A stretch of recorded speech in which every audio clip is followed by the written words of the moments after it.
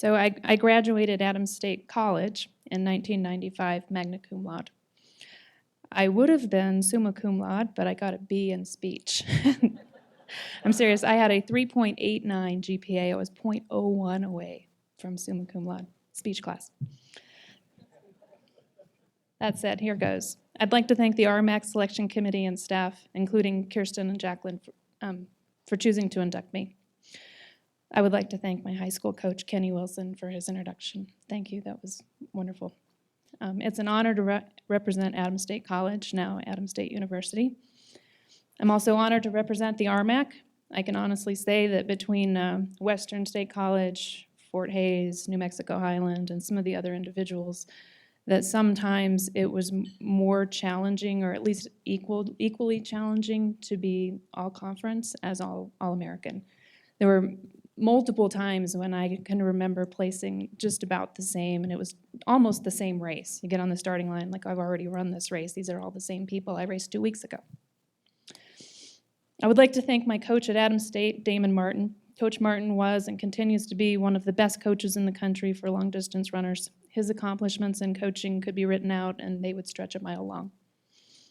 As a human being, he's one of the most positive people I've ever met. He had the power to make me believe that anything was possible if I stuck my neck out, that there were magical positive ions in the air on a cool rainy day that would magically make me fast.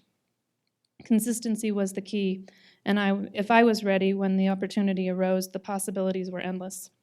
This attitude not only helped me win races and championships, it has extended to the rest of my life. I can attribute much of my success in business in things that I learned from team meetings at Adams State. It was like a daily sermon of what possibility you might have. What I've realized later in life is that it's not about athletics at all. It's about changing lives and affecting the next generation. The attitudes and work ethic that we carry forward make all the difference. I would like to thank and recognize my Adams State teammates. We were family. Between long bus rides, spaghetti dinners, grueling workouts, races all over the country, we bonded and joked and sweated and cheered each other on. Sometimes we cried. Sometimes we had to be tough with each other. You were my role models, my friends, my confidants, my teammates. We knew that if we were close enough to reach out and touch our teammates in a cross-country race, we would win.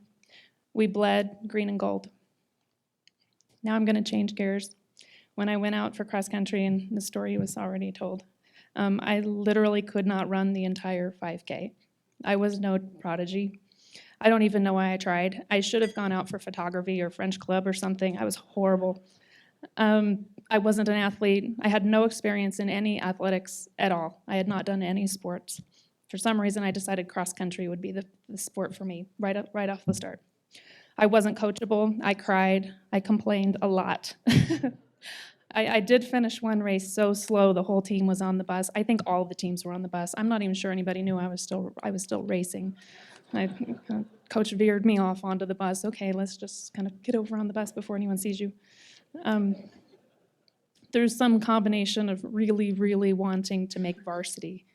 I decided I had to do it. And through the extreme patience of Coach Wilson and Coach Renus, my coaches at the time, I transformed over a few years. I remember making my first team in varsity, and it wasn't even the team. I got to run one relay at the city meet. We made all city, and I was the slowest person on our relay, but still it was a really big deal. Then I lettered varsity, which meant I ran a couple of races in varsity. The next time I made all city in a race by myself. Then I won my first race, and then another. Then I won a cross-country race, and then another. I took third in the state meet my senior year, and all of a sudden I was a coach's dream. I had coaches from all over the country were recruiting me. It was more than I ever imagined would happen, because I was always just looking at that next step, and all of a sudden it was just like this success of, I couldn't believe Division I teams wanted me to go compete for them. What I learned from all this from the beginning was that I controlled my destiny, that I could put my mind to something and make it happen. And I hope that, and one of my biggest hopes that is that I can bring this to my daughter and to my stepdaughters, and that it may not be in distance running, or it might be, but whatever it is, that they know and that they can know what this is like. That's it. Thank you.